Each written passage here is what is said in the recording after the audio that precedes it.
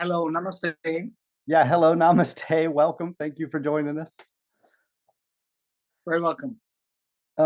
So maybe we can start with introduction. You can introduce yourself so people know who you are. Yeah, you're welcome. I'm very happy to see you after all these years and reconnect, and it's always good to catch up with the former students. My name is Yogi Sivadas. That's my spiritual name, which means the one who served the eternal cosmic consciousness. And my parents' given name is Sugathakumar, which means the enlightened prince. It referred to Buddha. And I have the introduction to yoga and spirituality from my father's uncle at the age of 4, which is a formal traditional way of starting education. So we were a batch of children in the family of similar age. So my father's uncle come and then he stayed in our family temple, and we go there and then get our basic, we go with a bag of rice and we started writing with the fingers in the rice. And then I used to stay with him, and then he used to apply this oil on his body and do a few salutations, then go to swim in our family pond, make 3 circles. I used to cling on his neck, hugging behind. Then he eventually teach me to swim. And then he used to come and get clean, and after sit in lotus position and chant these all the Sanskrit hymns and ancient texts, etc., like that. So I had that inspiration about spirituality and yoga and mysticism. And I went through the form. So I'm sorry, so this is your uncle. Father's uncle. Your father's uncle. So, so you come from, your family was Buddhist? No. No. You were saying Buddha, Hindu, right? Weren't you saying something about Buddha? No, my name has a meaning referring to Buddha. Oh, okay. Sugathakumar means enlightened prince, which is referring to Buddha. Right. So what was your uncle teaching then, or your father's uncle? No, he come to teach the ceremonial education beginning. We call it Vidyarambha. And so it was a ritualistic way of starting the basic alphabets, and then we start learning to write on palm leaves and etc. for a short period of time. So he used to go to temples to read the ancient scripts and etc. like that. So at that time he was called up because we were a group of children. And he stayed in our small family snake temple and then started teaching the all kids. And then I stayed with him. And then I like that idea of being in nature and, wearing orange and this bearded guy, it was all kind of nice thing. Sanskrit, sun salutations, lotus position.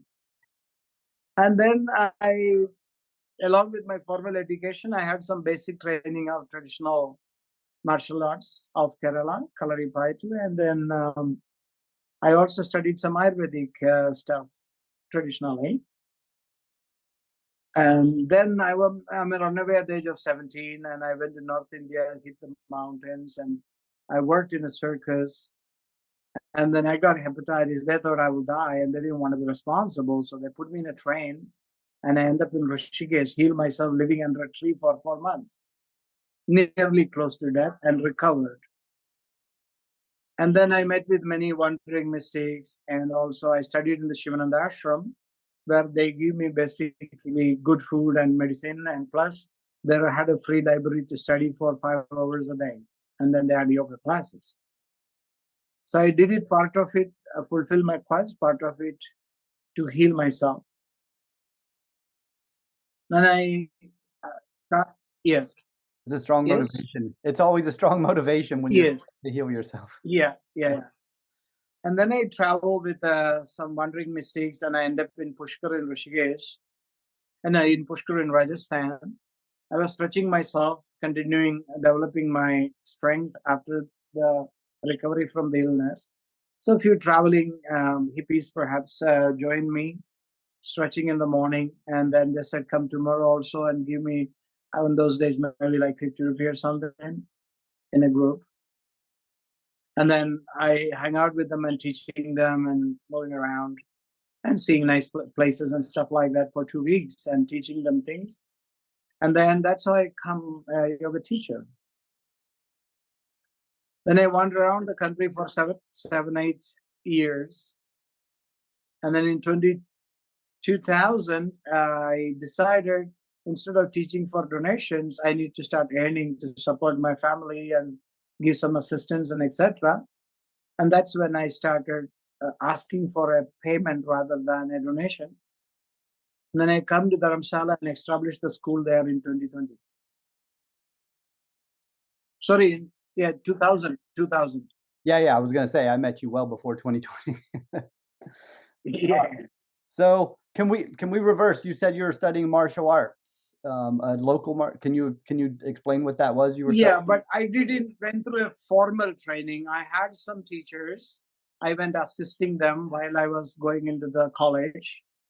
And then I had some training, and it was not completely as per the tradition and formal. What was it? But Standing that gave me a good. wrestling? Sorry? Sorry, there's a little delay. I said, what was it like? Is it wrestling or was it like what exactly were you doing? It Kalaripayati we call is the mother of all martial arts. It has a different kind of training about body's fitness, flexibility, and then compact. First with free hand, and there are stick fight and swords and all those things. Yeah. Well, India's people that know understand this, but I don't think many people know about Indians' rich tradition with wrestling and martial arts, like just and how much that informs modern day yoga actually. So the India has such a rich history of wrestling and its own martial arts that Yes, it is Bodhidharma, the Indian prince from South India, taking Buddhist teachings along with martial art training and medicine into China. And then he was introducing it to the Shaolin temple. So the tradition of Shaolin and then Kung Fu and all those things have an upgraded version of information given by him. I think he lived around maybe 1,400 some years. I don't exactly remember the date. So even though I never went there, but my students went to listening to my story, and then in nearby Shaolin temple, there is a cave where he's supposed to be meditated looking at the walls for 9 years. Because this prince was looking a bit crooked, dark, bald, and etc. People didn't take him seriously in the beginning. But then eventually his wisdom was appreciated. They adopted a lot of knowledge from him. So the Shaolin teachings that go to China have its roots in Indian wrestling and martial arts and Buddhism. I don't say it that way because Shaolin monasteries existed before, but when this Indian prince and spiritual teacher going there, he introduced the Indian techniques, martial arts, Ayurveda, etc. So they perhaps integrated and upgraded. Yeah, I think that that's right. I think that's right. I think that I've heard. I think there's a consensus on that because people are confused over how this Indian Buddhist goes to China and he begins teaching these things because they're like, well, what? It's not yoga as we know yoga. It's something else, but it's what you say. It's the Indian wrestling and the martial arts. Well, there is something we have to understand. At Buddha's time, Sankhya philosophy already existed. The kingdom where Prince Siddhartha was born, called Kapila Vastu. So Maharshi Kapila, who is founded the philosophy of Sankhya and established it in his Kapila Gita. So Prince Buddha's motivation and intention was not teaching philosophy or other things. His main work was how to help people to overcome from the miseries created by the mind. How to overcome suffering created by the mind. So Buddha's all teachings, motivation, and the main message, intention behind it is a systematic psychotherapy. And he used meditation, ethics, morals, and right way of living for it. Because he lived in a time, India was at the last period of its peak of wealth and prosperity. In a way, we can say that Buddhist teaching and Jain teachings when India were very wealthy and in every level was cherishing and perishing at the time. Then the kings went on non-defense and on philosophical. Perhaps it also helped the invaders to easily take over the country for many reasons. Mm. Yeah. What helped the invaders take over? Because the Indian kings become philosophers and mystics. Oh, yeah. Yeah. They study nonviolence and all Yeah. this kind of stuff. Yeah. So basically, what happens is that if you have everything what you want and you living a very comfortable life with all the needs fulfilled, Mhm. it's not your intention to take other people's things, so you don't think that others will take your things. Right. So that became the curse of India. Then it went eventually under the foreign hands for 1200 years. Right. Someone who living a very prosperous life, naturally they have everything for their survival and living the life they want to live. Then they try to raise their consciousness, invent things, try to do more, those kind of stuff. And then they are not thinking, they cannot even think that someone else going to come and take your things because you never intend to take others' things. But then those are struggling to survive. It's difficult to get moral education or other things. For them, survival is important. So there is no value for dharma at that time. So I think Indians were quite too innocent, so that their wisdom become also a curse, in the sense the land went to the foreign hands for more than 1200 years, and everyone tried to destroy its culture and tradition and archaeological monuments and knowledge, books, everything into a larger extent. But the thing is, finally, still it's surviving after all these years. And then people are appreciating the value of it as well. But the developed world on the other side is well to organize things. And here, a lot of people doesn't value the quality of knowledge we had in our old days. But some take it also as a superstition, which is not a good thing either. So in India right now, a lot of people are not valuing their history, you're saying, and their The history been manipulated by the invaders according to justifying their own actions. And the syllabus and the non-history is not the true history in many levels. So trying to talk about the ancient history or something is kind of considered old-fashioned and not posh to a large number of people, not to everybody. Yeah. It's like a native one in the United States trying to talk about their ancient culture and history and its values. And how many of the mainstream people want to accept or support that concept? If they did support it, America wouldn't be America as it is now. Same here, but we survived. That's the difference. But now this is all history, and we need to learn from it. And then we must use the knowledge to bring values and prosperity to the world as it is today. How to improve and integrate the quality of life of the planet and the people at the same time, and also all other living beings in it, including flora and fauna. We need to learn more to educate people to protect nature We must use the technology in a way help us to live and support our own nature. That's the spiritual aspects of technology. And are you hopeful this is going to happen? Yes, world is always a positive place. Yeah. A dark spot in the sun doesn't destroy its luminosity. Yeah.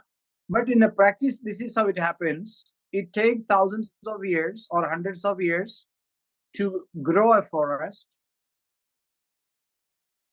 and a few stupid people can easily burn it down. So, the goodness prevails, but the evil have more destructive power. And the effect of the positivity is a gradual and a slow process. So I'm always positive. And it's like this, we don't need to wait for the whole world to change. Be the change you want to see in the world, and then the world changes for you, at least for you. And certain things you need to encounter. Like, okay, I was talking about the type of people are now and how things have changed after COVID and all those things. Yeah, externally there is a functional difference, but internally I'm happier than before because I get to spend a couple of years with my father before he passed away. I live more in nature. My health is improving because more than 25 years of hard working and around the clock teaching drained my health. It was productive to people, but not to my own health. Yeah, I noticed that when I was training with you, you were just doing so many courses and you were really in the class from morning to night. Like we did long days at your course. Yeah, I did that for 25 years. Then I find my lungs being overworked, and then I'm developing allergies and stuff and sensitivity. So COVID was also a motivation for me to slow down. While before I had no financial struggle, but now my economics are in a struggle point. Now they are. But health is better. Yeah, but health is better. I think it works for me. I mean, we learned that there is brahmacharya, there is grasta, there is vanaprastha and sannyasa, which means education quarter of life, and then family social responsibility 1/4 of life, and then retirement and exploring another quarter of life, and then spiritual contemplation and merging with the nature the last quarter of life, right? So I think I'll give 30 plus years to the world. Also supporting my family. I do choose to have not my own children and wife, but the existing family I supported. And 30 years of my life I fully give to the world, teaching and supporting the social structure and education sector. So I think I deserve to have an easy retirement, and yeah. So I'm moving in that direction. Yeah, that's really interesting too. I like that structure. I don't think other traditions talk about that so much. I think I learned that from you actually. That's a really nice way Yeah. to contextualize your life, how to participate Yeah. I think it's very healthy. Yeah, I give 30 years to the world and family and all other social, family, cultural, all responsibilities. And then I started early, so I retired early. Now I like to teach selected people, and the bills need to be paid. So as far as people come, I teach. Yeah. Are they coming in person or are they coming online or both? Yeah, few online classes, mostly in person. I'm doing one-on-one courses nowadays, 1 or 2 students, because maintaining a permanent school. Now what's happening is that people are have guest houses, have no clients or something, and they make a deal with a restaurant to make 2 thalis, and then they install a teacher somewhere for a cheap price, and then they do these teacher trainings for 20 days, 15 days, 21 days, like this. And then they are just this factory making the certified teachers, and where in a larger number they have no education and no skill, no ethics. So people are not looking, people are not looking for deeper learning. They just want to do something fun on their holiday because it's a cheap place for people to come. And then all these people are, some are not. So they just only see the money aspect in it. You need to be a businessman to make your money. And then when you're a yoga teacher, and then this is a different intention you have. So nowadays, a businessman run the yoga school, and teacher has no value, and not in a larger scale as before. So Yeah. everybody want to have a cheap course, Hmm. or go to a crowded place to have fun, meet people, and do other kind of stuff. Yeah. That's not everybody, but that's a larger percentage of the people I see around where I am. Yeah. I agree. I see it too. Yeah. Well, that's a shame So because that's why yeah. Please continue. it's a shame. Your school was really beautiful. Like I really appreciated my time there. It was, I was there for I think 2 Yeah. months with you. You see how much I worked. That much work needed to maintain it.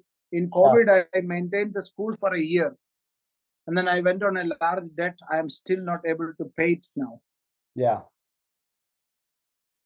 So I'm on mortgage now from that time. Oh, you're still paying on And I the. paid my old staff for a year after the pandemic because they had nothing else to do. Oh, I see. All that money was raised on loans, and I still haven't paid them. Oh no, I see. And I'm not earning to pay them too. So that is a difficulty. That's terrible. Yeah. Mm. And I want to build this remote school on the mountains. I had the land purchased and everything. Hmm. And then now all these things come. I have no desire to develop it, or neither I have the money. And even if I build it, it doesn't make much sense because people don't want to. I mean, you said you like my course, and that time the school was going well, and the right students were coming, Hmm. and they were paying, and they were enjoying the classes. I was hardworking, but there is a value of the service. Yeah. Now I can't maintain a place because there is all these online and other kind of cheap teachers are there. Hmm. And then they play like someone want to book me, but it goes somewhere else booked, and they play these things online and all kind of stuff. Yeah. And then even like okay, you pay 2,000 rupees, and then they give you 1,000 testimonials, marketing. Oh, I'm sorry to Yeah, hear that. there's a price for like a 2,000 likes on Instagram. You pay like 1,500 rupees or something. Yeah. Yeah. So I don't know. It is difficult to connect with the right people. And if I maintain a clean and healthy school, and then the right people are not coming, so I'm getting into debt. Right. So yeah, so that's why now I stay home. And these years, through 2 3 years, I a little bit modified my house, and then I'm just staying there. When I have a booking, I go anywhere to teach accordingly. I rent a space for the yeah. You're not in Dharamshala at all anymore? Not permanently. I can only stand the weather and environment there for 3 months now. The rest of the year, the conditions there doesn't suit my health. Yeah, no, I have friends still there and they the same thing. They're very sick. Every time I talk to them, they're getting colds and flus. And the air quality is very bad. And then the another thing is, Mcleodganj got too crowded where I was. All the time, traffic on the road, you can't even walk. And in Dharamkot, all the smoking people are there. So there is still a nice corner where I am nowadays renting out, but I don't have it permanently. If it's available, I take it next year if I get some people come. Can we go back into your history a little bit? So you did the martial arts and then you left home. You traveled with the circus for a little bit. How was that? Well, I started some basic things in there, and then I could do a few things and few plays. I was still learning. Then I got sick, so I left. Yeah. I actually they threw me out. Oh, they threw you out. In the sense, they thought I will die. They didn't want to be responsible. They put a 50 rupee in my pocket and dragged me into the train and put on a seat, and they left. That's crazy. So, what's a I circus? didn't die. I survived in Rishikesh. Yeah, what's a circus like in India? Like, paint a picture for us. Well, I don't know, because these things, I don't want to say too many things on records. I don't want to blame anybody or something. On those days, circus were a big thing. Since the internet and television revolution, circus career, it's no more a successful thing anymore, because people are not going, and it's quite pathetic nowadays. On those days it was great. Go ahead. I said in 1990, and those years, the circus was a big thing. Mm-hmm. But now it doesn't have that charm. Right. I went to see some programs, and I didn't like them. Comparable to my experiences before, there is no enthusiasm. It's all, yeah. Mm-hmm. And so you got sick and you went to Rishikesh. So that's a very spiritual place in India, right? There's a rich history. They put me in the train somehow. I was unconscious. I ended up in Rishikesh, living under a tree for 4 months. Where I recovered my health, also supported by the Shivananda ashram. So then I educate myself gradually more, revived my health, and then I started moving around in the spiritual destinations, visiting holy places and mystics and masters, and also sometime occasionally visiting ashrams and going for their educational program, with whatever was freely available. So, and also traveling holy places, which is charged with natural form of energy, Yeah.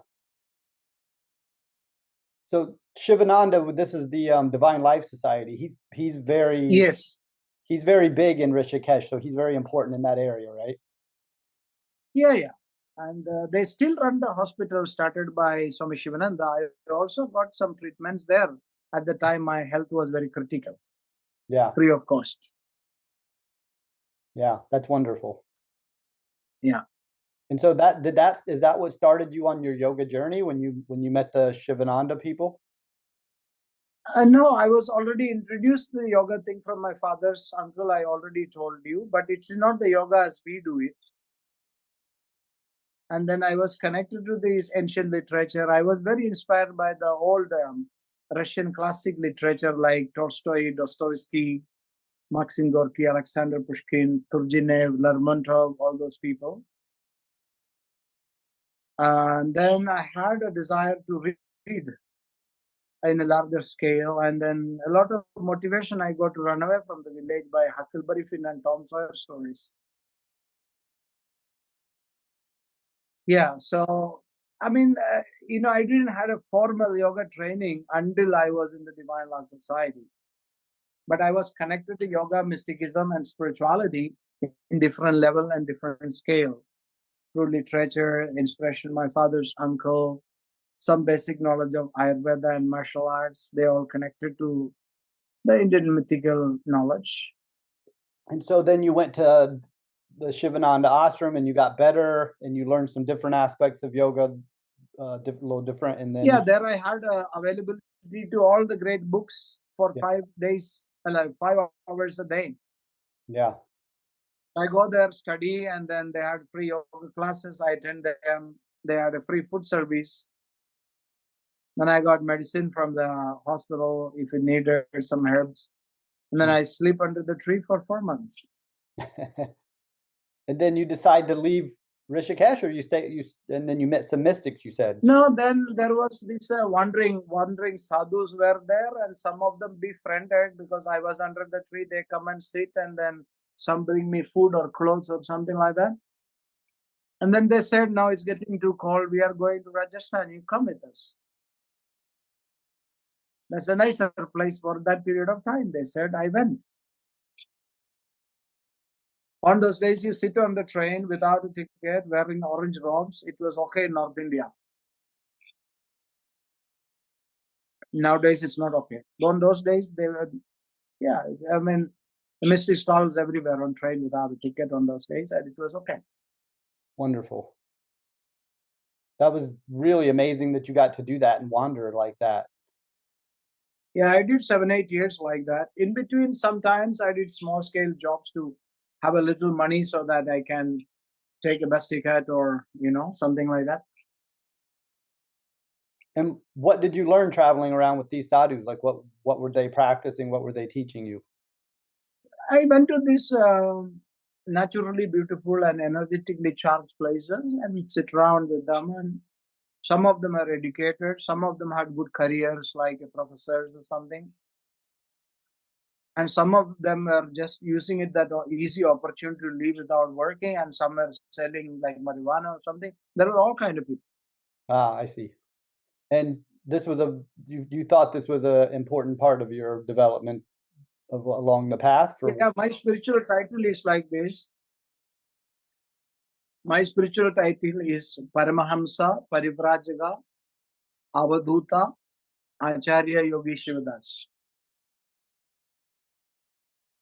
Paramahamsa, which means the swan lives in the water, but its body never gets wet from the water in which it lives.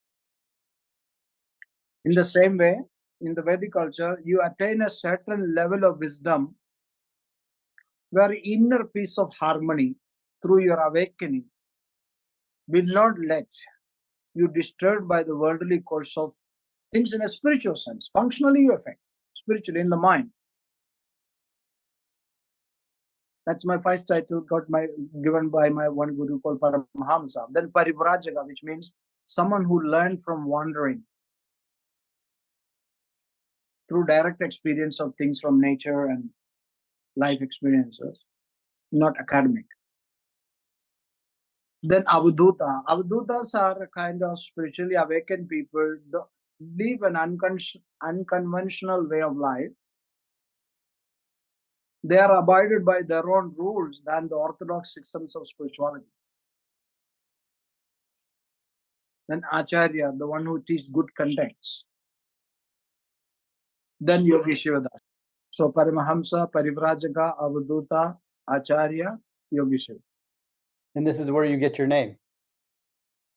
These different titles added to be during those 8 years of traveling by different masters. Mm-hmm. At different stage when my learning and qualities evolved. Mm-hmm. But not orthodox. Right. Now, have you ever seen these teachers again? Do you keep in touch with them? No, many of them are dead long ago. And some of them didn't carry a name or a place permanently. But I have learned key point of knowledge from someone, and then in our discussions, they give me a title or something like this. So then you did this for 8 years, and then you decided you were going to teach. So some things happened. You met some students, and then you also realized you need to make some money for your aging parents. That mostly for supporting my family. My parents were getting old. And the other thing is, there was crime in the tourist track. You're a wanderer without any documents, or anyone do any crime, they want a victim to be caught. You could be imposed on some crime accusals or something like that. So it come to a point the tourism industry had all these criminals and other negativities happening, and moving around regularly was not a safe thing, and people didn't they thought that you may be a thief or something. So it was difficult at a point of time. Then I realized I should sit somewhere and develop a place so that I have an identity where also I can teach the things I learned over the years and get some revenue to maintain a place for myself in the functional world. At the same time, could contribute some support to my old parents and family. And so is that when you decided to go to Dharamshala? Yeah, it appealed to me at that time. because it was a cross-cultural place. I like cold climate, and the air quality was good on those days The for quality. many months a year. Yeah. Yeah. And so when you opened your school, did it go well right away? Like, did you have students right away? No, it was basically like walk-in classes and some other things. Like I also had a spa at a time with the basic Ayurvedic, not like clinical treatments, like massage and stretching and all these things. And it gradually picked up over the years. And then I invested with a local man to develop a bigger place where you come. You stayed in that place. Yeah. And it was gradually built when the things start working better. And it was really good. And 20 years I ran that same place. And then in COVID, I was forced to leave You were forced to leave. because of the economic situation was difficult to manage it. And then I went on a debt, and I'm still struggling to pay it back to the bank. Yeah, yeah. I see. So is this school still there? They rent the space to other people for different activities, I guess.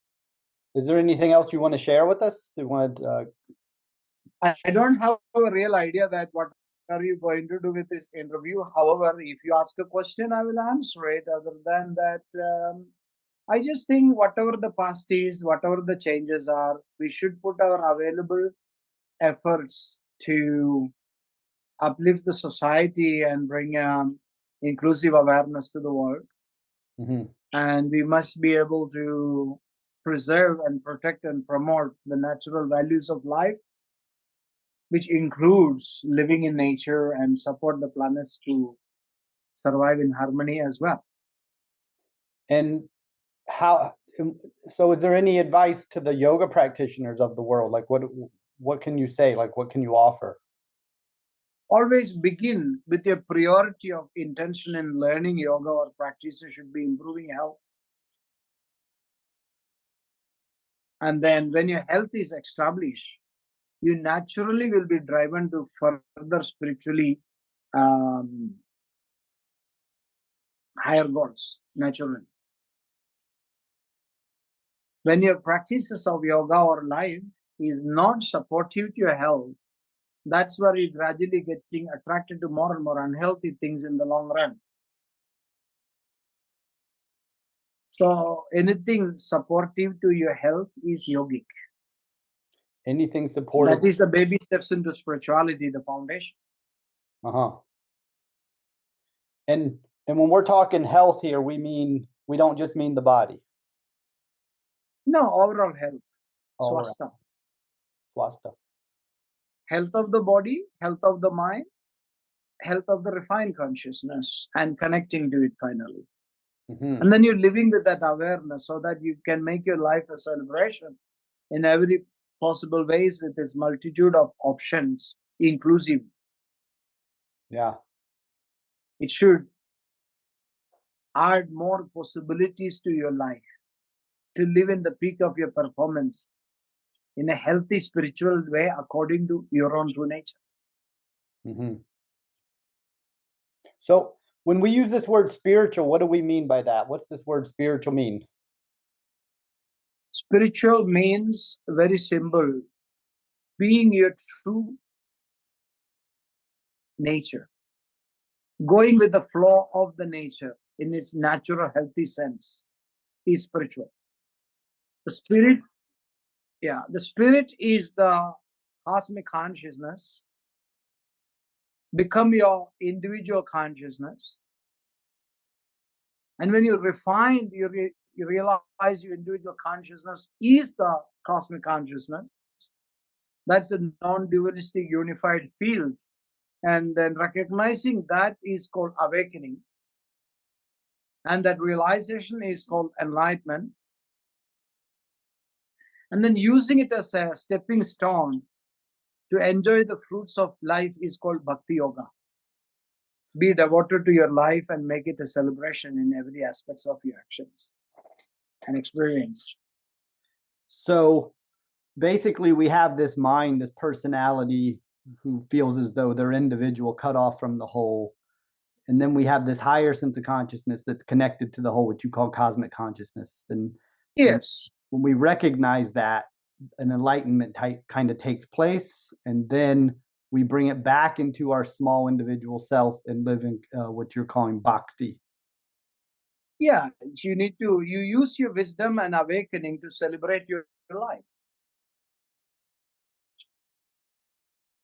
And how do you celebrate your life will be different for different people. Buddha, they celebrated his life in his pleasure and luxury before his enlightenment. And after the enlightenment, he contributed sharing it. That was his celebration. Or bhakti. Yeah, his bhakti was teaching, sharing his wisdom. Uh-huh. So it can be different for different people. How do you celebrate your life?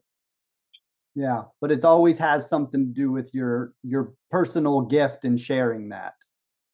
Yes, of course. Because when you don't have self-compassion, you live unhealthy. When you get a little bit tuned to nature, you have self-compassion, then you want to know, learn, and develop and all those things. Mm-hmm.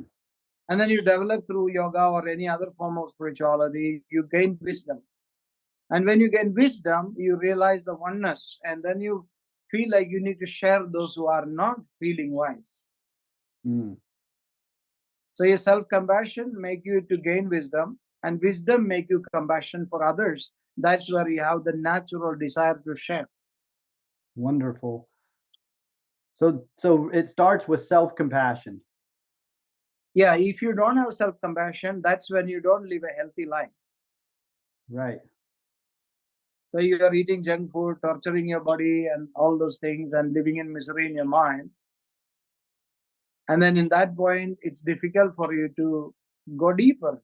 So you need to follow some basic ethics of health improvement, and then you see the higher values or higher possibilities in life.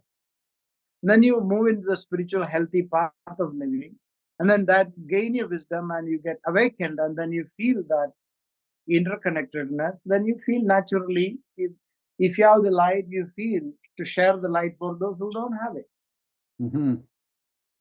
It's a natural flow of the wise people to have the feeling to share their gained wisdom, unless they are not wise. Yeah. So self-compassion gives way to learning. Learning gives way to compassion for other beings. Yes. And then you want to share. Yeah, then you share it. Because you realize that the candle will burn out anytime. But if you share the flame, light will be passed on. Right. Yeah. You give importance to the light than the candle. The candle is there to bring the light. Mm-hmm. Keeping the candle without burning for a long time doesn't do anything good. So that's what happens to the people who only end up living in the lower chakras. But if that's what they want, some people can be that way as well, but they are not gaining their full potential. But it's not necessary for everyone to be in the full potential as well. It's not necessary for everyone to be at the full potential. If they can, those are in the full potential have the best experience of their life. What will you say about someone using a Nokia phone, which is the old manual ringing phone? Yeah. While we have the latest iPhone. Yeah, that is not necessary because we have the instinctual lower chakras, we can experience and explore them, but we can also explore them with the wisdom. I see. Yeah. Otherwise, you ignoring the latest iPhone and then clinging back into the old Nokia phone. And then it's okay. There is nothing wrong with the old Nokia phone, but we have a better technology. You awaken to that better possibility and ignoring it because it was comfortable with an old-fashioned concept, and then you are not letting yourself evolve. Oh, I see. I see. Yeah. So when the wisdom is available while you live in the dark place, if you don't have a disease in the eye, it can be cured. Then why should you imagine about the rainbows? Why don't you just cure your eyes and see it? Right. So In the same way, the phone analogy, do you think something like the yoga's going through a kind of upgrade right now? And like the old, and when I say old, I mean like the way yoga's been taught since the 1980s. Do you think there's a possibility that like yoga's going through its own transition stage right now, and so people aren't interested in the old model? And not the old model. I would say that all the healthy people and awakened people and the wise people are looking at the deepest possibilities of yoga in the refined sense. Yeah. And it's only the people who are turbulent in the path of Western or developed world's noise. They are not listening to the classical melody of yoga. Yes, that's what I mean. I feel like everybody got tied up in physical fitness of yoga in the 80s and 90s, and now maybe people are beginning to see that that's not enough. Maybe that's why things are in the middle of a transition, possibly. Yeah, many people are moving away from drugs and these mushrooms or ayahuasca or anything, and then going to a more naturally available awakening. Aha. You think that's happening right And now? then that's happening among the healthy people. Yeah. And the unhealthy people, they are not yet had the compassion developed within themselves. So because of their unhealth, ill health, they're attracted to the shortcut technology. And then some have some positive impact, but some others are suffering because it always brings a dependency. It always brings a dependence. That's right. Which is kind of a lack of self-compassion. Yeah, because if your reality is better, you don't want to escape. Those who escape the reality with the help of the drugs do it regularly, then they don't improve the reality. But you're spinning in the mainstream life and it's unhealthy for you. Maybe marijuana or ayahuasca help you to see the other side of the world. And then you move away and then try to establish a new way of healthy life, then that is a medicinal impact that I will accept. But without improving the quality of your life, you're leaning on the drugs to have a hallucination to make you having the feeling of good, and that will deceive you in the long run. The feeling of good, yes. Because it's not actually good. Yeah, that's not actually good. It's like why you need to have a temporary peak into paradise when you can live in heaven by refining your mind and health. Well, because it takes effort and patience. Yeah, then it's more like long lasting, and then results without effort cannot be appreciated No. because it's not the destination; it's the journey which is the important thing. Hmm. You take the shortcut into the destination, but if you don't have the mindset to enjoy the view, what's the point? That's right. Yeah. But you walk and struggle hard to get there, then your longing and your engagement, your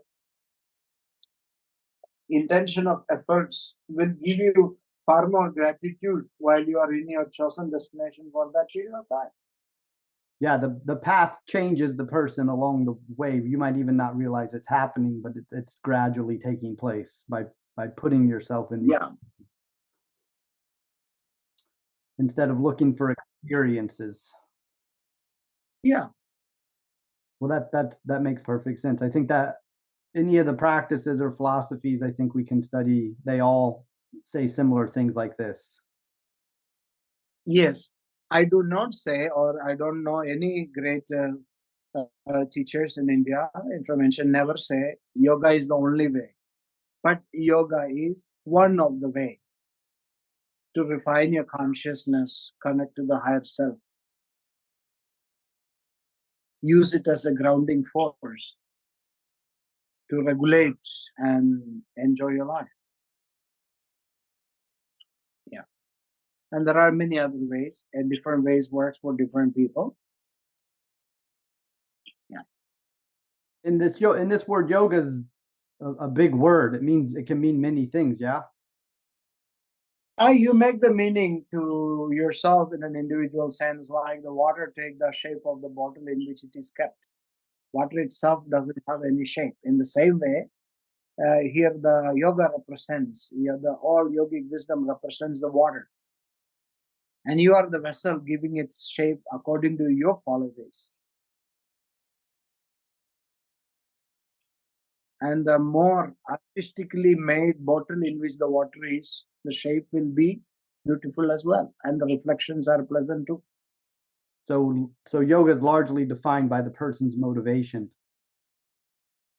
Yes, but to get into a certain platform of self-awareness, you may need to go an orthodox way like Patanjali's Ashtanga Yoga or something. Uh-huh.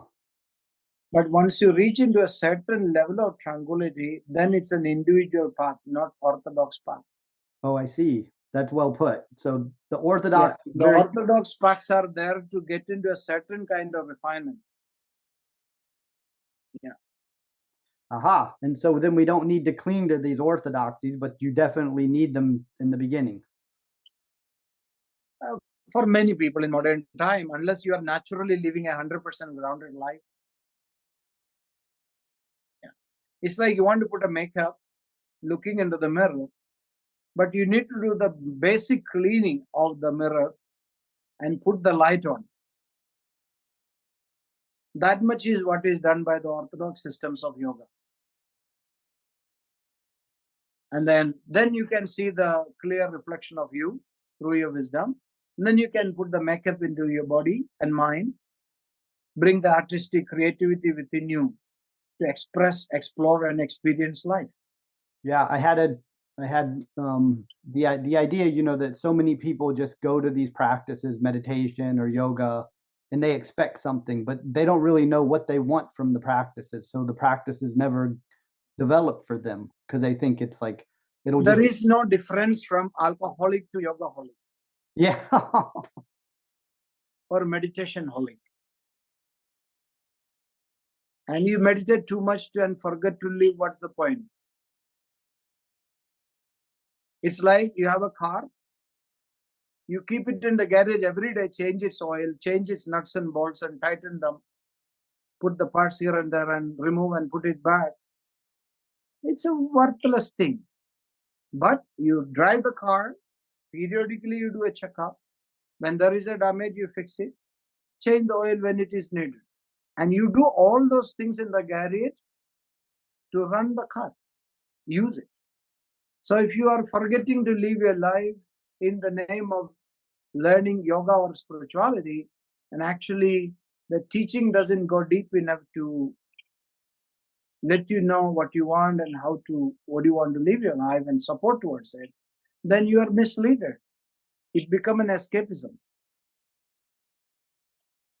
That happens to a lot of people too.